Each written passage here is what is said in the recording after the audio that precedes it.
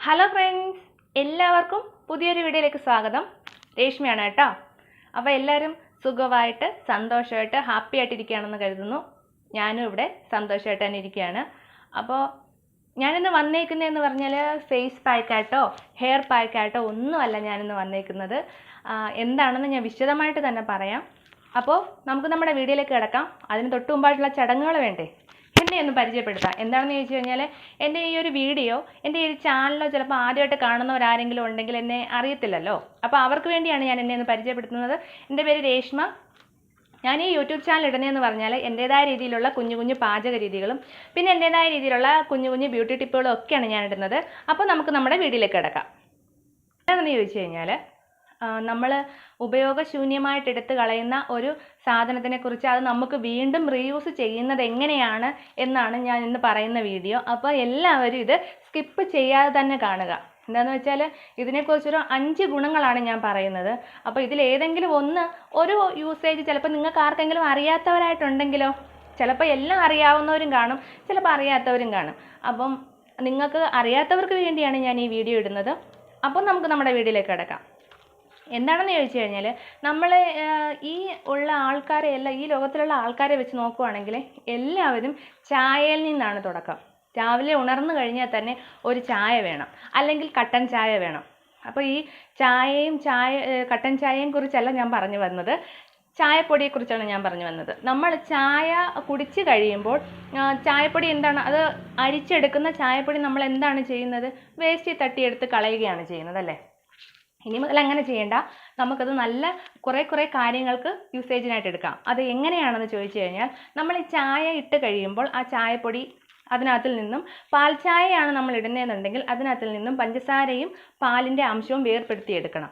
അതിനുവേണ്ടി ചെയ്യേണ്ടതെന്ന് പറഞ്ഞാൽ, ചായ അരിച്ച് വെക്കുന്ന ആ അരിപ്പയോടുകൂടി തന്നെ ഒരു 3-4 വെള്ളത്തിൽ നല്ലതുപോലെ കഴുകണം. ആ അരിപ്പയോടുകൂടി തന്നെ കഴുകുക. കാരണം എന്താണെന്ന് വെച്ചാൽ, അല്ലാതെ കഴുകിക്കഴിഞ്ഞാൽ മൊത്തം പോകുമല്ലോ. അപ്പോൾ ആ അരിപ്പയ്ക്കകത്ത് തന്നെ വെച്ച് നമ്മൾ വെള്ളം ഒഴിച്ച് വൃത്തിയായിട്ട് ഒരു 4 വെള്ളത്തിൽ കഴുകുക. കഴുകിയതിന് ശേഷം നമുക്ക് വെയിലത്ത് വെച്ച് ഉണക്കിയിട്ട് ചെറിയ കണ്ടെയ്നറിനകത്താക്കി സൂക്ഷിക്കാം. എന്താണെന്ന് വെച്ചാൽ ഓരോ ദിവസവും നമ്മളിങ്ങനെ എടുത്ത് കളയുന്ന ചായപ്പൊടി ഇങ്ങനെ ചെയ്ത് നമുക്ക് ചെറിയ കണ്ടെയ്നറിൽ ഇട്ട് വെക്കാവുന്നുണ്ടെങ്കിൽ കുറേ നാളത്തേക്ക് നമ്മുടെ യൂസേജിനായിട്ട് നമുക്ക് എടുക്കാം. അപ്പോൾ ഇതിനകത്ത് ഞാൻ പറയുന്ന ഈ 5 യൂസേജ് എന്തൊക്കെയാണെന്ന് ചോദിച്ചു കഴിഞ്ഞാൽ, ഇങ്ങനെ ഉണക്കി ഒരു ബൗളിലാക്കി കണ്ടെയ്നറിലാക്കി വെച്ചേക്കുന്ന ചായപ്പൊടി നമ്മൾ എന്ത് ചെയ്യണം? ഫസ്റ്റ് നമുക്ക് അണുനാശിനിക്കായിട്ട് നമുക്ക് ഉപയോഗിക്കാം.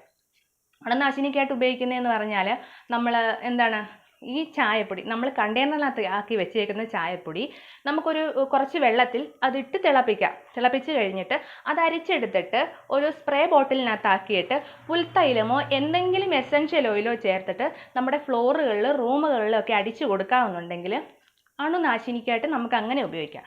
നമ്പർ 2 എന്ന് പറഞ്ഞാൽ എന്താണെന്ന് ചോദിച്ചു കഴിഞ്ഞാൽ, നമ്മുടെ ഫ്രിഡ്ജിനകത്ത് എപ്പോഴും ദുർഗന്ധമായിട്ടിരിക്കും. എന്താണെന്ന് ചോദിച്ചു കഴിഞ്ഞാൽ, തലേന്ന് വെക്കുന്ന ചോറ്, മീൻകറി, അല്ലെങ്കിൽ മീൻ, അല്ലെങ്കിൽ മീറ്റ്, അങ്ങനെ കുറേ സംഭവങ്ങൾ നിറഞ്ഞതാണ് നമ്മുടെയൊക്കെ ഫ്രിഡ്ജ്.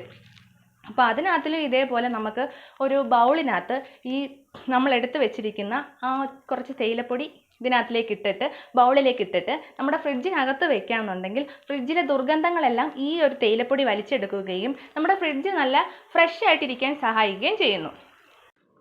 അടുത്തത് നമ്പർ 3 എന്ന് പറഞ്ഞാൽ, നമ്മൾ നമ്മൾ തിളപ്പിച്ച് വെച്ചേക്കുന്ന നമ്മുടെ ഈ ചായപ്പൊടി നമ്മൾ തിളപ്പിച്ച് വെച്ചേക്കുന്ന ആ വെള്ളം ഉണ്ടല്ലോ, അതിനകത്ത് നമുക്ക് പുൽത്തൈലം ചേർത്തിട്ട് ഒരു സ്പ്രേ ബോട്ടിലിനകത്താക്കിയിട്ട് നമ്മുടെ വൈറ്റ് ക്രോക്കറുകളിലും കണ്ണാടികളിലും സ്പ്രേ ചെയ്ത് കൊടുത്തിട്ട് വൈപ്പ് ചെയ്യാമെങ്കിൽ നല്ല പളുങ്ക് പോലെ തിളങ്ങുന്നത് കാണാം. അടുത്തതെന്ന് പറഞ്ഞാൽ, നമുക്ക് നമ്മുടെ ഈ തേയില ഇട്ട് തിളപ്പിച്ച വെള്ളം നമുക്ക് കണ്ടീഷണറായിട്ട് യൂസ് ചെയ്യാം. അതായത് നമ്മുടെ ഈ മുടി നല്ല സ്മൂത്തായിട്ടും നല്ല തിക്കായിട്ടും നല്ല ഒളിമൈസായിട്ടൊക്കെ കിടക്കാനും നല്ല രീതിയിൽ ഡാമേജ് ഒന്നും ഉണ്ടാവാതെ കിളിച്ച് വരാനും നമുക്ക് ഈ ഒരു തേയില വെള്ളം കണ്ടീഷണറായിട്ട് യൂസ് ചെയ്ത് നമുക്ക് ഉപയോഗിക്കാം. അടുത്തതെന്ന് പറഞ്ഞാൽ, നമ്മുടെ ക്യാബിനറ്റുകൾക്കുള്ളിലാണെങ്കിൽ ഈർപ്പം തങ്ങി നിൽക്കുന്ന ക്യാബിനറ്റുകളാണെന്നുണ്ടെങ്കിൽ അതിനകത്ത് വെക്കാനായിട്ട് നമ്മളൊരു പരന്ന പാത്രത്തിൽ നമ്മൾ ഈ ഡ്രൈ ചെയ്ത് വെച്ചിരിക്കുന്ന, അതായത് ഉപയോഗശൂന്യമായിട്ട് നമ്മൾ വൃത്തിയാക്കി കണ്ടെയ്നറിനകത്താക്കി വെച്ചിരിക്കുന്ന നമ്മുടെ ആ തേയിലപ്പൊടി ഉണ്ടല്ലോ, അതൊരു പരന്ന ബൗളിലിട്ടിട്ട് അതിലേക്ക് 1-2 തുള്ളി എസൻഷ്യൽ ഓയിലും കൂടി ഇട്ട് മിക്സ് ചെയ്ത് നമ്മുടെ ഈ ക്യാബിനറ്റിൻ്റെ ഏതെങ്കിലും ഒരു സൈഡിൽ കൊണ്ടുവന്ന് മൂലയ്ക്ക് എവിടെയെങ്കിലും വെച്ചിരുന്നാൽ നമ്മുടെ ക്യാബിനറ്റിനകത്തുള്ള ഈർപ്പമെല്ലാം ഇത് വലിച്ചെടുക്കുകയും ചെയ്യും. നമ്മുടെ ക്യാബിനറ്റിനകത്ത് നല്ല സുഗന്ധം പരത്താനും ഇത് സഹായിക്കുന്നു. നമ്മുടെ ഈ ബൗളിനകത്തിരിക്കുന്ന ആ ഒരു തേയിലയും എസൻഷ്യൽ ഓയിലും കൂടെ മിക്സ് ചെയ്തത് അത് ഇടയ്ക്കിടയ്ക്ക് മാറ്റി വെച്ച് കൊടുക്കണം. അപ്പം നമ്മുടെ ക്യാബിനറ്റിനകം എപ്പോഴും നല്ല സുഗന്ധപൂരിതമായിട്ട് തന്നെ ഇരിക്കും. അപ്പോൾ എൻ്റെ ഈ ഒരു വീഡിയോ നിങ്ങൾക്ക് ഉപകാരമായി കാണും എന്ന് ഞാൻ കരുതുന്നു. എനിക്കറിയാവുന്ന അറിവുകളാണ് ഞാൻ നിങ്ങളിലേക്ക് പകർന്നിരിക്കുന്നത്. അപ്പോൾ ഇതിൽ കൂടുതൽ അറിവുകൾ ഉള്ളവരുണ്ടെങ്കിൽ എനിക്ക് തിരിച്ച് ഷെയർ ചെയ്യണേ കമൻറ്റിൽ കൂടെ. അതേപോലെ തന്നെ ഇത് അറിയാത്ത ആളുകളിലേക്ക് നിങ്ങളൊന്ന് എത്തിച്ചു കൊടുക്കണം. അപ്പോൾ എന്താണെന്ന് വെച്ചാൽ ഈ ഒരു വീഡിയോ ഞാനിവിടെ നിർത്തുന്നു. എല്ലാവർക്കും ഇഷ്ടപ്പെട്ട് കാണുമെന്ന് ഞാൻ കരുതുന്നു. അപ്പോൾ വീണ്ടും നമുക്ക് നല്ലൊരു വീഡിയോ ആയിട്ട് കാണാം. അതുവരേക്കും take care, bye bye, Tata.